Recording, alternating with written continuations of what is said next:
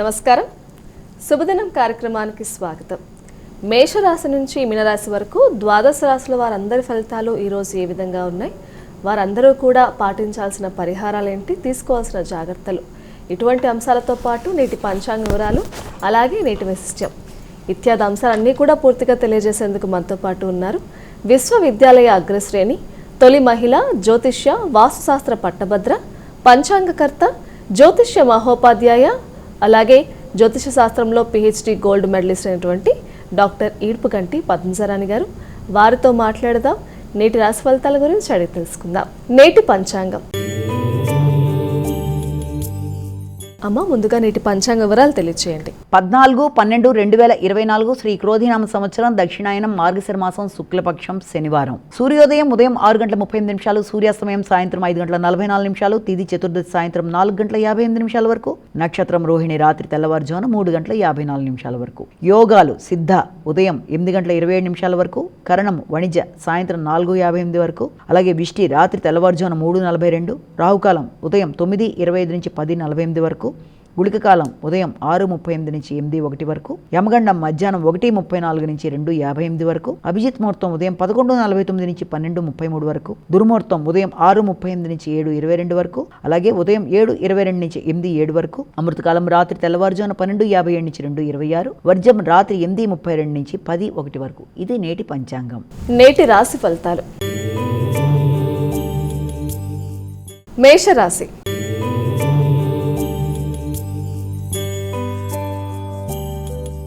అమ్మ, మేషరాశి వారికి ఈరోజు ఎలా ఉంది? మేషరాశిలోకి వచ్చే నక్షత్రాలు ప్రధానంగా తీసుకుంటే అశ్విని, భరణి, కృత్తిక 1వ పాదం. మేషరాశి వారికి ఈ రోజున ముఖ్యమైన ఫలితాలలో మీ యొక్క చక్కని మాటల ద్వారా ఆశించిన ఫలితాలు పొందుతూ ముందుకు వెళ్ళడానికి ఆస్కారం ఉంది. ముఖ్యంగా మీ యొక్క కుటుంబ సభ్యులు, తండ్రి మొదలైన వారి యొక్క సహకారంతో చేద్దామనుకున్న కార్యక్రమాల్లో ముందుకు పెడతారు. విద్యాపరమైన విషయాలు చాలా వరకు అనుకూలంగా ఉంటాయి. మీ సలహా సంప్రదింపుల కోసం వ్యక్తులు మిమ్మల్ని సంప్రదిస్తారు. ఆధ్యాత్మిక వ్యక్తుల్ని కలుస్తారు. ఆధ్యాత్మిక ప్రయాణాలకి అవకాశం ఉన్న రోజుగా ఒకటి భావించవచ్చు.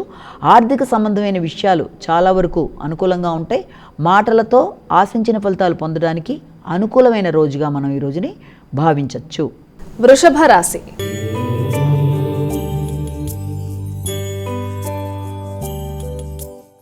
అమ్మ, తదుపరి రాశి అయినటువంటి వృషభ రాశి వారికి ఈరోజు ఎలా ఉంది? వృషభ రాశిలోకి వచ్చే నక్షత్రాలని ప్రధానంగా తీసుకున్నట్లయితే మనకి ఈ యొక్క కృత్తిక, రోహిణి, మృగశిర 2 పాదాలు.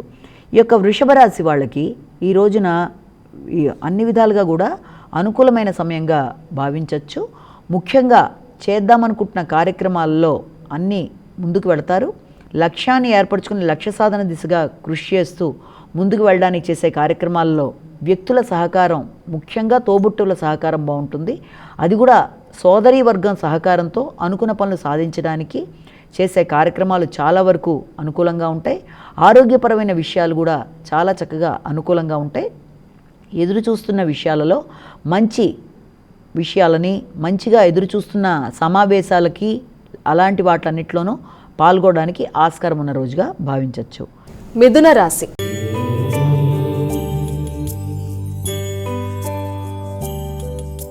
అమ్మా, మిథున రాశి వారి ఫలితాలు ఎలా ఉన్నాయి? మిథున రాశిలో ఉండే నక్షత్రాలను ప్రధానంగా తీసుకుందాము.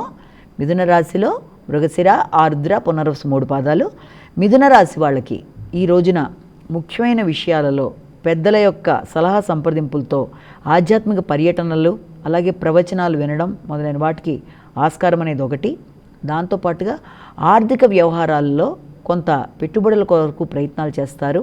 అలాగే రావలసిన ధనం ఏదన్నా ఉన్నా, అది వచ్చినా అది ఎక్కువ విరాళాలకి, చారిటబుల్ ట్రస్ట్ల కొరకు, ముఖ్యమైన వాటి కొరకు ఖర్చు పెట్టడానికి ఆస్కారం అనేది అధికంగా ఉంది.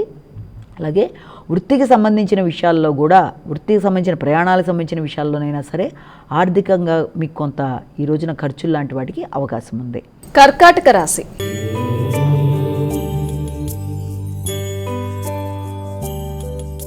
అమ్మ, కర్కాటక రాశి వారికి ఎలా ఉంది? కర్కాటక రాశిలోకి వచ్చే నక్షత్రాలు తీసుకున్నట్లయితే పునర్వసు, పుష్యమి, ఆశ్లేష. కర్కాటక రాశి వాళ్ళకి ఎదురు చూస్తున్న విషయాలలో మంచి ఆనందకరమైన విషయాలు వింటారు. వృత్తిపరమైన అభివృద్ధి, ఆర్థికమైన విషయాలు చాలా వరకు అనుకూలంగా ఉంటాయి. వ్యక్తిగత శ్రద్ధ, ఆకర్షణ, గౌరవం పెరుగుతాయి.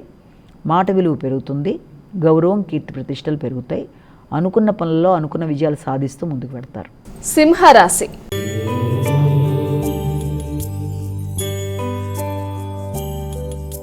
అమ్మా, సింహరాశి వారికి ఎలా ఉంది ఈరోజు? సింహరాశిలోకి వచ్చే నక్షత్రాలు తీసుకుంటే మఖా, పుబ్బ, ఉత్తర. ఈ సింహరాశి వాళ్ళకి ఈ రోజున వృత్తికి సంబంధించిన విషయాలు చర్చల్లోకి రావడం అనేది, అలాగే వృత్తికి సంబంధించిన ప్రయాణాల రీత్యా కొంత ఖర్చులు లాంటివి మొదలైనవి ఉంటాయి. అలాగే వృత్తికి సంబంధించిన విషయాలలో వ్యాపార విస్తరణకు సంబంధించిన విషయాల కొరకు ఖర్చులు పెట్టడానికి, వ్యాపార విస్తరణ కొరకు ప్రయత్నాలు అనేవి అధికంగా చేస్తారు. వృత్తి సంబంధమైన విషయాలలో కొత్త వ్యక్తుల పరిచయాలు, దానికి సంబంధించి మీ యొక్క నిర్ణయాలు మొదలైన వాటికి అవకాశం ఉంది.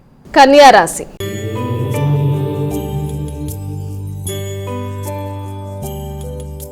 కన్యా రాశి వారికి ఎలా ఉందండి ఈరోజు? కన్యా రాశిలోకి వచ్చేప్పటికి మనకి ఉత్తర, హస్త, చిత్త 2 పాదాలు. కన్యా రాశి వాళ్ళకి ఈ రోజున దూర ప్రయాణాలకి అవకాశం ఉంది. ఆధ్యాత్మిక నిర్ణయాలు తీసుకుంటారు. అలాగే తల్లి, భాగస్వామి మొదలైన వాళ్ళతో కలిసి ఈ రకమైన ఆధ్యాత్మిక చింతన, ఆధ్యాత్మిక ప్రదేశాలకి వెళ్ళడం మొదలైన వాటికి అవకాశం ఉంది.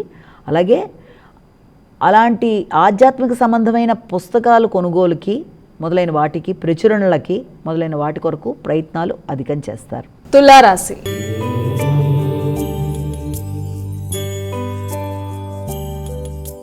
తులారాశి వారి ఫలితాలు ఎలా ఉన్నాయండి? తులారాశిలోకి వచ్చే నక్షత్రాలు తీసుకున్నట్లయితే ప్రధానంగా మనకి యొక్క చిత్త, స్వాతి, విశాఖ.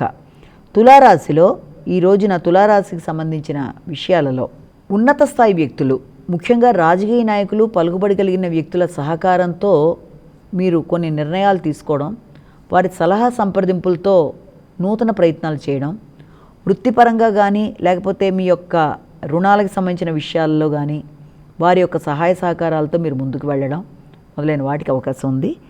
ఏది ఏమైనా ఆర్థిక సంబంధమైన విషయాలు కొంత ఘర్షణతో కూడి ఉంటాయి కనుక ఇవాళ అలాంటి లావాదేవీల విషయంలో ఆచితూచి నిర్ణయాలు తీసుకోవడం, కొత్త పెట్టుబడుల విషయంలో కానీ మధ్యవర్తిత్వంలో కానీ జాగ్రత్తలు తీసుకుంటూ ముందుకు వెళ్ళడం, ఎవరికన్నా వాగ్దానాలు చేసే విషయంలో కూడా వీళ్ళంత జాగ్రత్తలు తీసుకుంటూ ముందుకు వెళ్ళడం చాలా అవసరం. వృశ్చిక రాశి.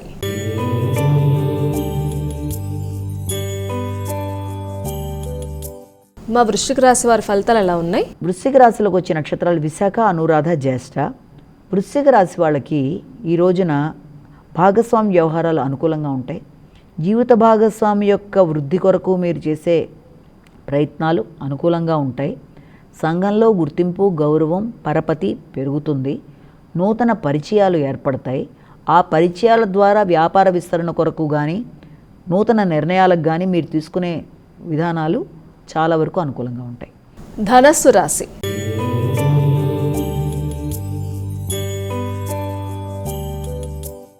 ధనస్సు రాశి వారికి ఎలా ఉందండి? ధనస్సు రాశి మూల, పూర్వషాఢ, ఉత్తరాషాఢ. ధనస్సు రాశి వాళ్ళకి ఈ రోజున ఇంతకుముందు ఏర్పడిన లోన్లు ఏమన్నా ఉంటే వాటిని తీర్చడం, ఆర్థిక విషయాలతో పాటు ఆరోగ్య విషయాల మీద ఎక్కువ శ్రద్ధ చూపిస్తారు. ఆకస్మికమైన ఖర్చులు ఎదురవుతున్నప్పటికీ వాటిని మీకు అనుకూలంగా మరల్చుకొని ముందుకు వెళ్ళడానికి ప్రయత్నం చేస్తారు. అలాగే రోగనిరోధక శక్తి పెంచుకునే విధంగా ప్రయత్నాలు చేయడం, అంతేకాకుండా ఇతరులకి ఏదన్నా మీరు లోన్లు ఇవ్వడానికి చేసే ప్రయత్నంలో కూడా 1-2 సార్లు ఆలోచించుకోవడం, స్థిరాస్తుల మీద ఆదాయం లభించడం మొదలైన వాటికి అవకాశం ఉంది. మకర రాశి.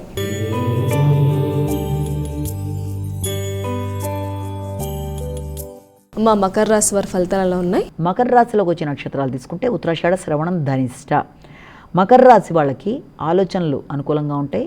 అలాగే ఇష్టమైన వ్యక్తుల్ని కలుస్తారు. ముఖ్యంగా మీ యొక్క భాగస్వామి వ్యవహారాలు, జీవిత భాగస్వామికి సంబంధించిన విషయాల్లో అపార్థాలు ఏమన్నా ఉన్నా తొలగిపోవడం, వ్యాపార విస్తరణకు సంబంధించిన విషయాలలో ఆటంకాలు తొలగిపోవడం, వాటికి సంబంధించిన నూతన నిర్ణయాలు తీసుకోవడం, జీవిత భాగస్వామికి సంబంధించిన విషయాలతో పాటుగా వివాహార్థులు వివాహానికి సంబంధించిన విషయాల్లో చేసే ప్రయత్నాలు చాలా వరకు అనుకూలంగా ముందుకు పెడతాయి. కుంభరాశి.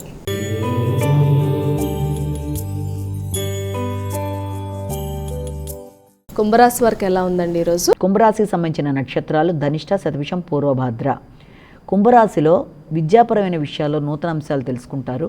అలాగే దానితో పాటుగా నూతన విధానంలో కొత్త ప్రాజెక్ట్స్ మొదలుపెట్టడానికి విద్యార్థులు ప్రయత్నం చేస్తారు.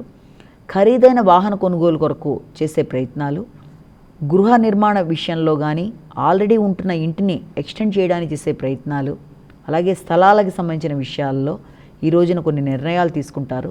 స్థిరాస్తుల విషయంలో తల్లితో సంప్రదించి అవసరమైతే మీరు లోన్లు తీసుకొని ఆ యొక్క గృహ నిర్మాణ విషయం కానీ వాహనానికి సంబంధించిన విషయంలో కానీ వాటి విస్తరణల కొరకు చేసే ప్రయత్నాలు ఈ రోజున చర్చల రూపంలో ముందుకు పెడతాయి. మీనరాశి.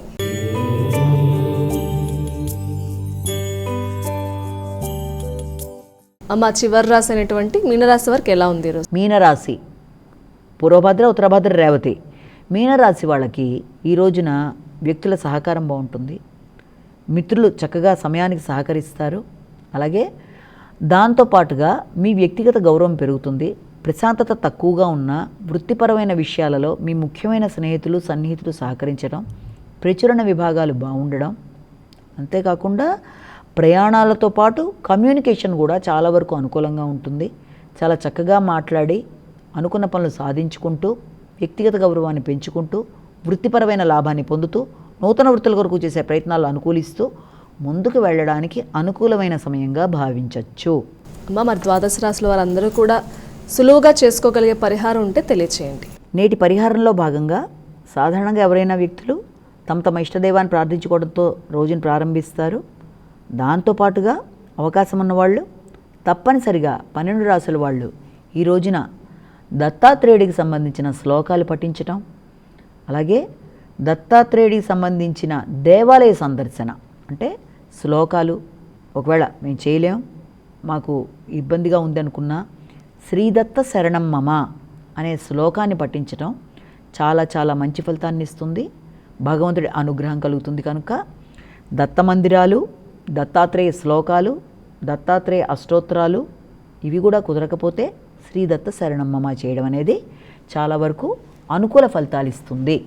అలాగే దీంతో పాటుగా ఇప్పటిదాకా మనం చెప్పుకున్న రాశి ఫలితాలు కేవలం ఒక వ్యక్తిని ఉద్దేశించి చెప్పినవి కావు. కనుక వ్యక్తిగతంగా తమకే వర్తిస్తుంది అని అనుకోకుండా తమ వ్యక్తిగత జాతకాలతో కలిపి ఇవి చూసుకుంటూ ముందుకెడుతూ వ్యక్తిగత జాతకంలో నడుస్తున్న దశలు అంతర్దశల్లో ఎదురవుతున్న ఇబ్బందుల్ని తగిన పరిహారాలతో చూసుకుంటూ ముందుకు పెడుతూ గోచార రీత్యా ఎదురవుతున్న చిన్న చిన్న సమస్యల్ని శ్లోక రూపేణ, దేవాలయ సందర్శన రూపేణ చిన్న చిన్న పరిహారాలతో అధిగమిస్తూ ముందుకు వెళ్ళి అన్ని విధాల జయాన్ని పొందగలుగుతారు. నేటి వైశిష్ట్యం. ఈ రోజున విశిష్టత ఏంటంటే దత్త జయంతి. దత్త జయంతి అంటే ఏంటి అంటే దత్తాత్రేయుడికి సంబంధించిన ముఖ్యమైన జన్మదినోత్సవం, జయంతిగా ఈ రోజున చెప్తారు. మార్గశిర మాసం శుక్లపక్షం. అలాగే ఈ రోజున దత్తాత్రేయుడి యొక్క జయంతి సందర్భంగా సాధారణంగా ఈ రోజున అసలు దత్తాత్రేయుడు గురించి ఆయనకి సంబంధించిన విషయాలు, అంతేకాకుండా దత్తాత్రేయుడికి సంబంధించిన మందిరాలు, ముఖ్యమైన ప్రదేశం మొదలైన విషయాలు కొంతవరకు వాళ్ళ క్లుప్తంగా తెలుసుకుందాం.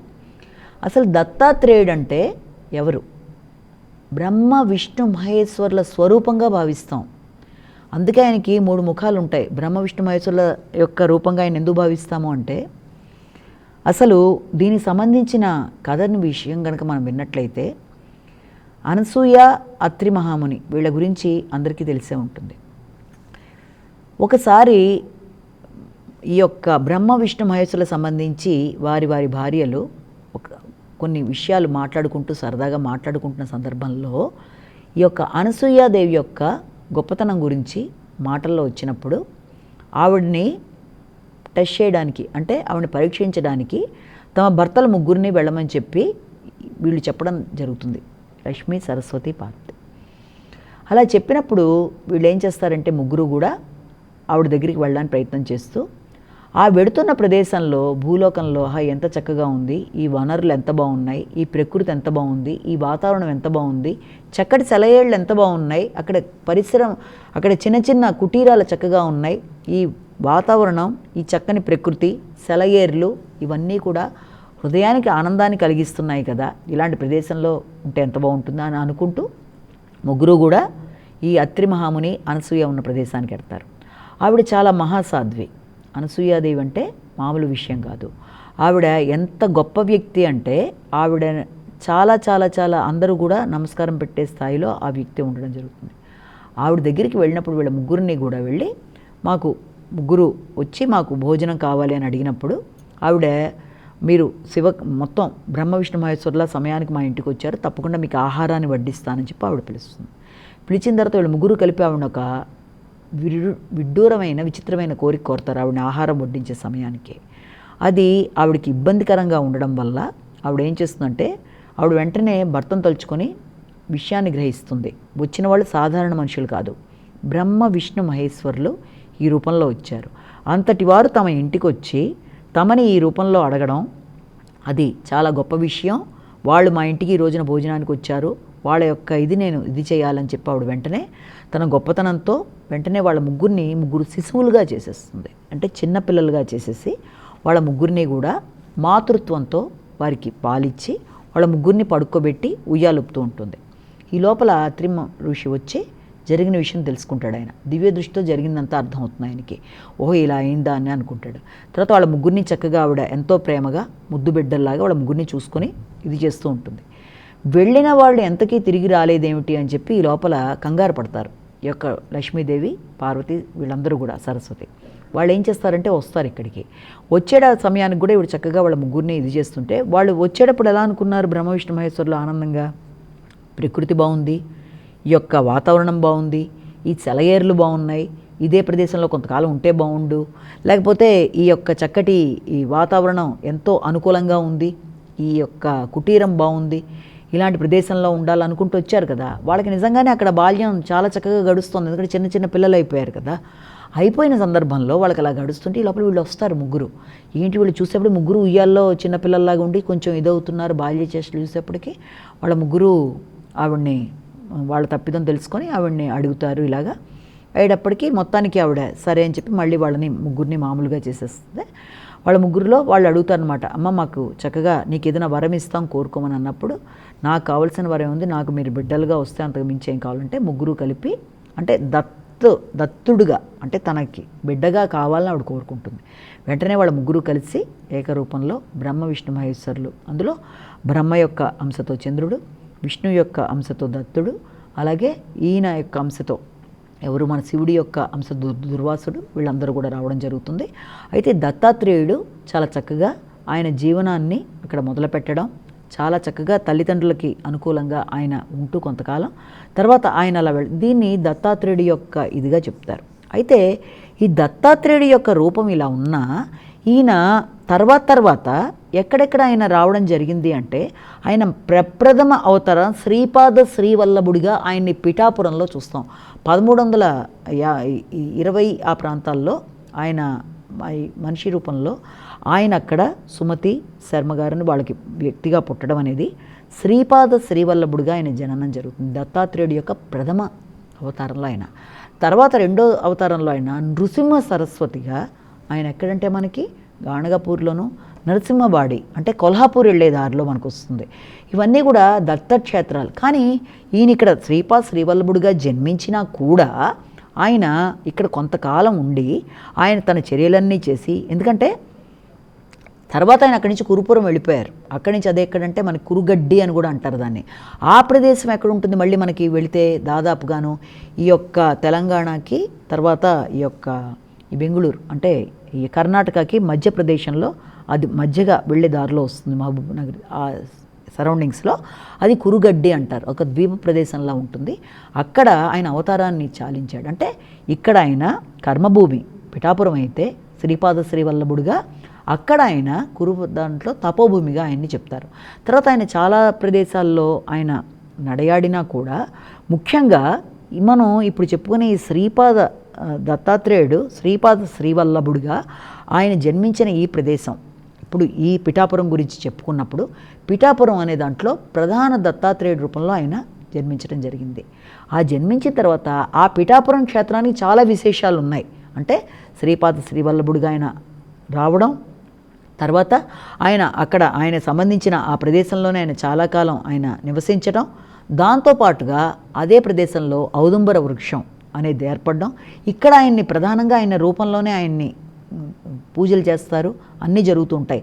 చక్కగా ఆయన కూర్చున్న రూపంలో చాలా చక్కగా ప్రకాశవంతంగా చాలా అందంగా శ్రీపాద శ్రీవల్లభుడు దత్తప్రభుగా దత్తాత్రేయ క్షేత్రంలో దత్తాత్రేయుడిగా ప్రథమంగా మనకి వెలిసిన ప్రదేశంగా మనం పిఠాపురాన్ని చెప్తాం. ఈ పిఠాపురమే పురుహూతికా దేవి యొక్క ప్రధాన ఆలయంగా కూడా శక్తిపీఠంగాను చెప్తాం. అలాగే గయాసురుడికి సంబంధించిన త్రిగయ అంటే పాదగయ, ఈ నాభిగయ, శిరోగయ అని 3 ఉన్నాయి కదా, అందులో ఇది కూడా ఒక గయాక్షేత్రంగా దీన్ని చెప్తారు. కాబట్టి ఇది చాలా విలక్షణ. అలాగే కుక్కుటేశ్వర స్వామిగా ఇక్కడ శివుణ్ణి ఆరాధిస్తారు ఇదే దేవాలయంలో. అంటే చాలా విలక్షణంగా ఇక్కడ అనేక రకాలుగా అన్నపూర్ణాదేవి కావచ్చు, కుక్కుటేశ్వరుడు కావచ్చు, అలాగే అమ్మవారు పురుహూతికా రూపంలో అమ్మవారిని కావచ్చు, శ్రీపాద శ్రీవల్లభుడు దత్తాత్రేయుడి యొక్క ప్రథమ అవతారంగా ఆయన ఇక్కడ ఇది చేస్తారు. ఇవన్నీ కూడా అంతేకాకుండా గయాక్షేత్రంలో జరిగే అనేక రకాలైన కార్యక్రమాలు అంటే పిండ ప్రదానాలు అవన్నీ కూడా ఇక్కడ గయాసురుడు రాక్షసుడికి వీళ్ళు ఇచ్చిన వరం వల్ల ఇక్కడ అవన్నీ కూడా జరుగుతాయి. ఇది చాలా విలక్షణమైన దేవాలయంగా దీన్ని చెప్తారు. కాబట్టి ఈ యొక్క దత్తాత్రేయుడికి సంబంధించిన ప్రధానమైన దేవాలయం మొట్టమొదటిది దీన్ని చెప్తారు. తర్వాత కర్ణాటకలో గాణగాపురం, నృసింహ సరస్వతి, అలాగే నృసింహబాడి కొల్హాపూర్ వెళ్ళే దారిలో వస్తుంది మనకి.